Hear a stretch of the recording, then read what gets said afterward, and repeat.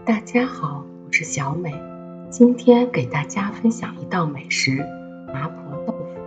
首先准备郫县豆瓣酱2勺备用，准备姜1小块，先切片再切成丝，然后切成末备用。小葱1根，把葱白和葱叶切开，先把葱叶切成末备用，再把葱白切成末备用。再准备少量的牛肉碎备用。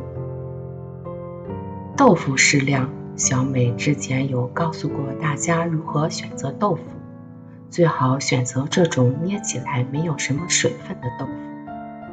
把豆腐块中间切开，然后再切成小块，放入碗中备用。淀粉2小勺放入碗中，加入适量的清水备用。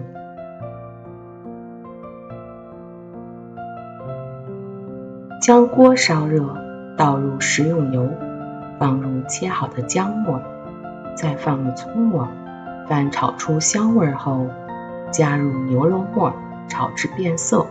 变色后加入豆瓣酱继续翻炒。炒出豆瓣酱里的红油，再加入切好的豆腐块，用锅铲轻轻地推几下，使豆腐块裹上炒出的红油，再加入热水，水量和豆腐持平就可以了。